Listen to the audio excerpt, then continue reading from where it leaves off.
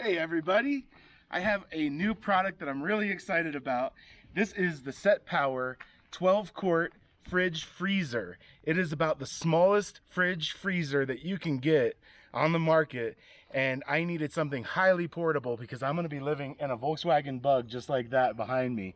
So we're going to take this fridge freezer, open it up, plug it in, get it freezing, and I think I'm probably mostly going to use this as a freezer, so I'm really excited about this.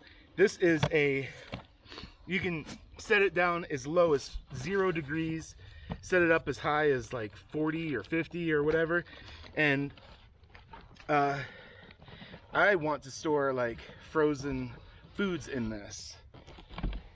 But I have a very small space to work with, so as you can see, like, this is small. This is like smaller than a lot of coolers are. So not every day someone's bragging about how small their fridge is. You're a unique guy, Paulie. It's like the spy world, you know? You don't want things big. You want like a tiny little spy camera and a tiny little spy fridge, you know? All right. And then I'm also going to get a power station and plug it in so you can see how much wattage it draws. This is the instruction manual and a 12-volt adapter for the fridge. They do sell a 110 or 120 volt adapter separately, but if you don't need it, you don't need to have that. So that is actually coming in the mail. So I will have the option to plug this into a house, but I'm running this on 12 volt, straight 12 volt. So this is great. Like, this is so small. It's awesome. Look at that. Get it out of this styrofoam. Heck yeah. All right. It's so cute.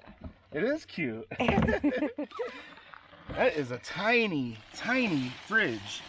So the thing that's gonna be attractive for people with this form factor is if you have a tiny amount of space, which I'm gonna have a very tiny amount of space with that Volkswagen Bug. That's not the exact one that I'm gonna be using, but it's gonna be a Volkswagen Bug, and this is gonna go under a bed platform that I have in there. And man, I can't believe how small this is. It is so tiny. It's sleek looking too. Yeah, it's classy. Very cool. It's got little handles on the side so you can pick it up. That's where the power port goes in with the fuse. On the top here, it's got the control panel and digital readout of what temperature it's at and everything. And the great thing about this is a legit compressor fridge freezer.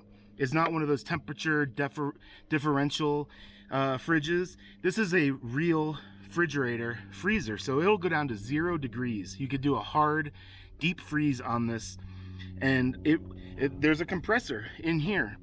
The capacity of this is pretty small. It can hold 17 cans, and it's actually 12.7 quarts. This is about the smallest fridge I've ever seen. But this will be great. Even if I don't use it as my only freezer, this will be great to have. I can have 2 zones. I can use my fridge that's in the bread truck as a regular refrigerator, and then deep freeze stuff in this and run both of them. So here's the inside. Got a chain that holds it. That's great. It's a very small space, but I can pack this full of protein or stuff for smoothies, frozen fruit, things like that. It's a very small fridge, but that's exactly what I wanted. I have a tiny space to work with, and I mean, that's great. It gives you a little sticker here of like what you should store your foods at, and a little diagram of how much power it puts out, how much power it requires, and you know, I mean, it's pretty simple. It's just a tiny, tiny little fridge. This sucker is small, man. I can't believe how small it is. We should get a can or something so you could... Yeah, for reference. We could pack it full. To give you an idea of the size of the fridge freezer that I just got in from Setpower, this is a Yeti 35 quart cooler that I have set right in front of it. And as you can see, it is much smaller. I mean, it's about half the size, I would say. It's slightly longer, but it's about half as tall as the Yeti 35 quart. So we're talking about 35 quarts here and 13 quarts here. But the difference is this has no compressor, no electronics or anything like that. So that's what this section where the lid ends, this is all the electronics and the compressor that is inside of this fridge. The Yeti doesn't have any of that. If this was a Yeti 35 quart fridge, it would be, you know, quite a bit bigger to make room for the compressor and all the electronics. But if you want to take a look inside, this is the difference in the inside. This one, 35 quarts, 13 quarts over here, 12.7 quarts over here. And yeah, it's very small. So if you have a tiny space, if you're doing car camping or tent camping or something like this is highly mobile, highly portable, very light. This is a great solution if you want to pack. I mean, I imagine I could pack like 4 or 5 days worth of protein or foods in this and, you know, have a good supply of food. Imagine how much room the ice takes up in this cooler as well. Absolutely. With this, there's no electronics, there's no refrigeration at all, so you're going to have to pack ice in this as well. This requires no ice, but if you do want to use this as a cooler, I'm sure you could put ice in this if you don't want to use the power or whatever and keep this cool as well. So yeah, I think it's great. I think the size is excellent for what I'm going to use it for. I'm doing tiny camping. I'm building a mini camper out of my Baja Bug, and I want this to go under my bed platform. So I think this is going to be a great size to fit into such a small car. So the next thing I'm going to do is I'm going to hook up this to a power station and power it on. I'm going to set it at 0 degrees and get it down to freezing temperature and see how much power it pulls and, you know, just what it's like when it's turned on. So I'll take this power cable out. This is just a 12-volt power cord, and plug it in to this port right here. And it's nice that they have a 90-degree angle, so you don't have just a cord sticking straight out of the side. It's nice and slim, and you can, you know, tuck this away in a nice, neat place.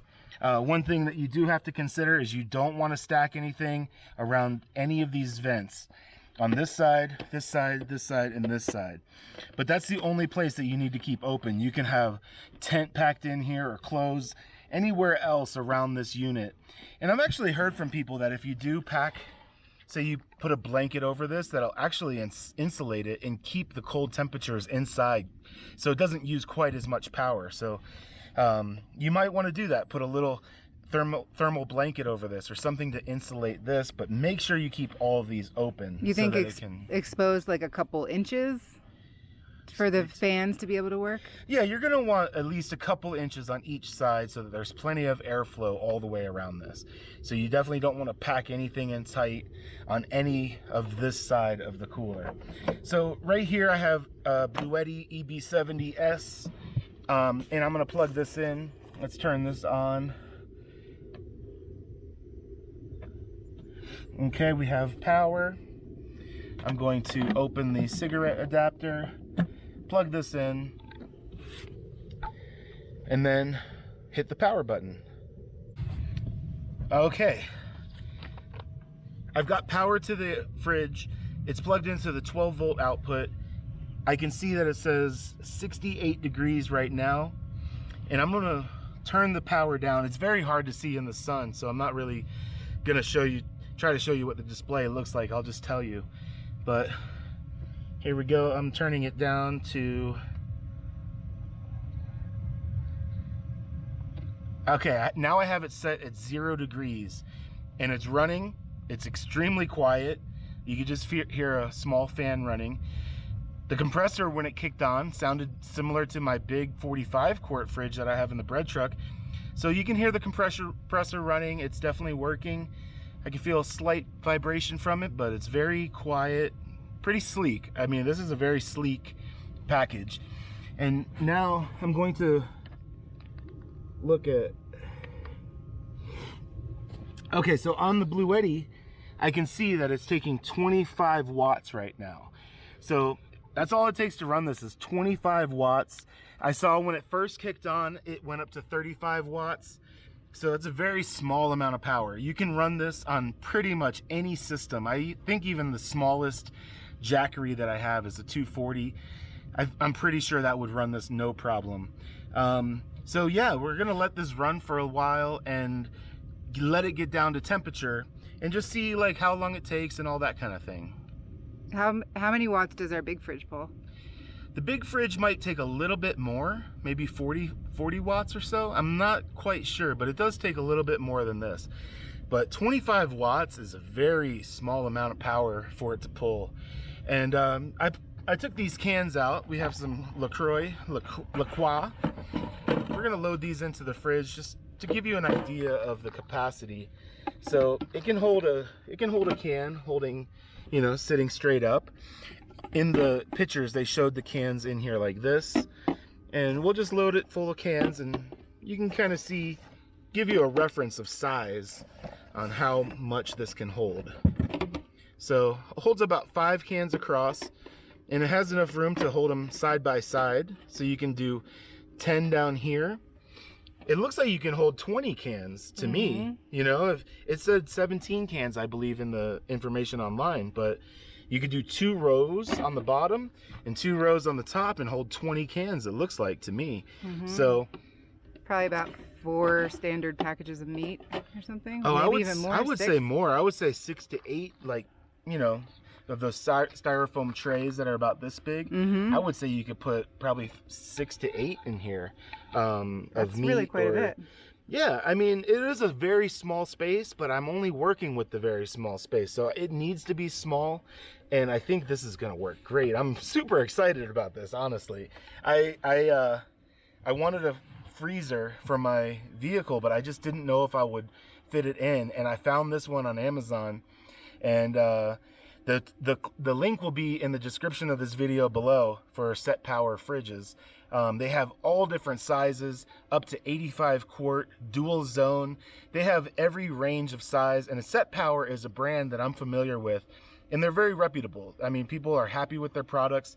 They work great, and I'll give you a long-term review on this fridge, you know, in a month or two after I've used it for a while, and I can verify that it does perform well. So I'm gonna take these cans out right now because I don't want them to freeze. And I have this, it's gonna be all the way down to 0 degrees, and we'll see how long it takes to get to that temperature. And hopefully it don't take too long. I imagine these things usually cool off really fast. So yeah, we'll check in just a minute. This fridge freezer does have 2 different modes that you can have it in. Right now it's in eco mode, and I'm not sure what the difference is, like how the settings work, but it's in eco mode right now. I'm gonna go ahead and turn it on to max mode, and all you have to do is just press the setting, the little gear icon there, and that'll switch it from eco mode to max mode. Right now it says it's 51 degrees and dropping fast. It just said 53 a second ago. So I think this is going to be getting down to 0 degrees in no time. I imagine 10-15 minutes at the most. I know it's kind of hard for us to see on camera, but can you tell us what buttons are on the display? Yeah, sure thing. On this side, there's a plus button. That's to increase the temperature you want to store it at. So say you want to use it as a fridge, you can just set it at, you know, 35 degrees or something like that. This side is the minus button. So you're just going to adjust it by pushing these 2 buttons here. It's a touch screen display. On the bottom is a power button. And let me see. Yeah, the nice thing about the power button is it requires a long press to turn it off. So if you accidentally tap it or something, that's not going to turn off your fridge. You're going to need to hold that for 3 seconds to actually turn it off. And then, see, we're down to 48 degrees already, and it's been less than 5 minutes. And then to switch from eco mode to max, you're going to press this gear icon that will change it from eco to max mode. And I'm not really sure about the difference between those, but I'll experiment with it and kind of see if the power consumption changes between those 2 modes. Another thing this has is a low voltage cutoff. So say your battery's getting down low, you can set this to cut off at whatever voltage you want so that it's not damaging your batteries. That's another nice feature about this, is you can set it so that it doesn't drain your batteries all the way down. You can set it at a pretty high voltage if you want to conserve power for your laptop or your cell phone or something like that. You could have this cut off when your batteries get down to 50%, and then you can you know, have reserve battery for whatever other devices or lights that you might need, things like that. So what's it at now? Now it's at 44 degrees, so it's already dropped from 53 to 43 degrees in just a few minutes. I mean, these things cool down really fast. And the power consumption, oh, okay. So I do notice on here, it's drawing 46 watts of power right now. When I had it on eco mode, it was drawing 25 watts. So it's about 20 watts higher when you put it in max mode, but I believe that's gonna cool this down much faster too. So this compressor's running at a higher rate when it's in max mode as opposed to eco mode. So yeah, it takes about, you know, maybe not double the power, but we're running at about 46 watts right now when eco mode was at 25. So yeah, I imagine once it's full of frozen things, it's not going to really take that much to keep absolutely, it cold. Yeah. Once you get this down to temperature and it's filled with frozen stuff, your frozen goods that are in here is actually going to help maintain it, and you'll use less power when it's full of all these frozen foods and all that. So we're going to let it run a little bit more. We're already down to 39 degrees, so we're already into like refrigerator temperature for this thing. We're also in the direct sun right now, so this is not the best conditions for it to run efficiently and cool. So it's doing great. I'm 37 degrees. It's dropping fast. It's like 2 degrees every 10 seconds or something like that. These cool off extremely fast, and once it gets down to temperature, it's not going to be pulling that 45 watts constantly. It'll just kick on every once in a while, you know, a couple times an hour, and maintain that cold temperature inside. All right, just for testing purposes, I brought over a gallon of water. For one, to show you the size comparison of, you know, how big a gallon of water is, but we're down to 0 degrees now. That took about, what, 20 minutes, would you say, to get all the way down to 0? Yeah, and about that. We're in the direct hot sunlight right now. Like, this is hot to the touch. It's like really warm. So this isn't the ideal operating conditions, but it was totally able to get down to temperature.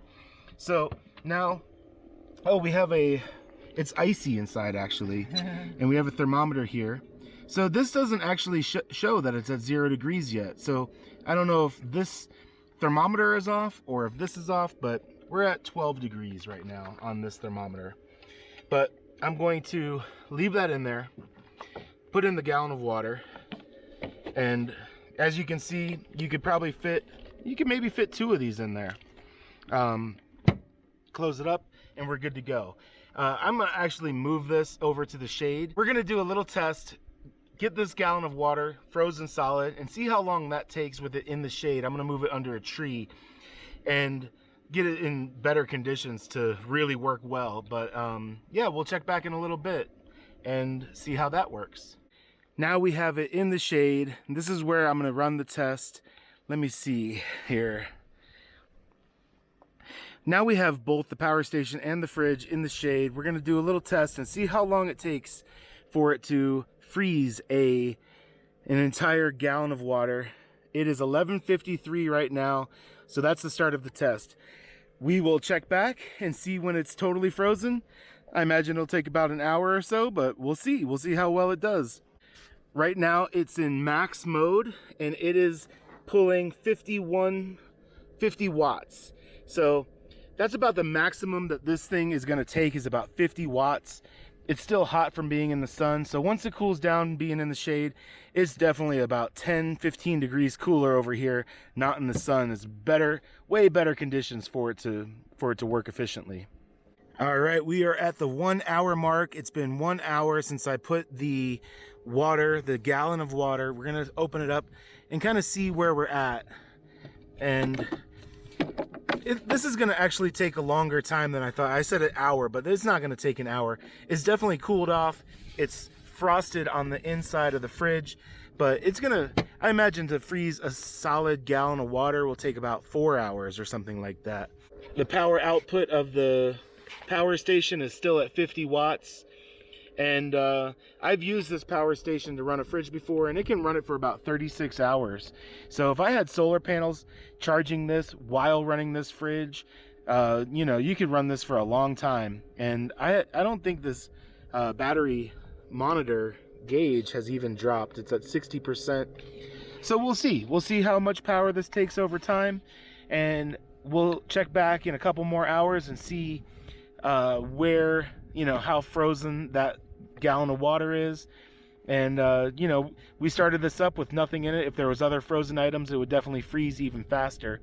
And on the display up here, it shows 8 degrees. So it's 8 degrees inside of there. It's not going to be at 0 when you have something that's warm inside the fridge, but I think that's great. It's definitely at a very cool temperature, and it's doing awesome. All right, so it is now 11:53.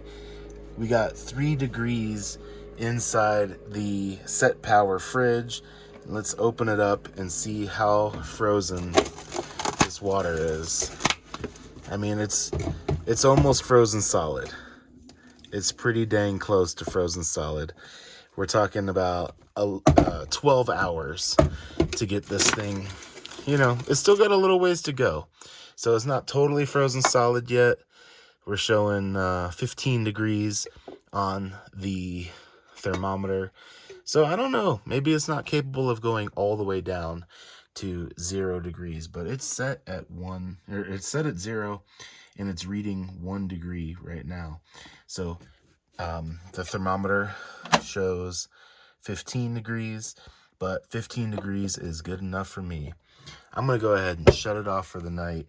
That's enough testing. It's taken 12 hours to come to a pretty good freeze, but if I was going to fill this with protein, steak, chicken, whatever, I am very confident it will keep it frozen for a good long time. Let's see. Hold this down for 3 seconds. That should power off. There we go. And it is now time to go to bed. The Blue Eddy is pretty much empty. That was about the last cycle it was running when I came out here, but that's about it. It went from 60%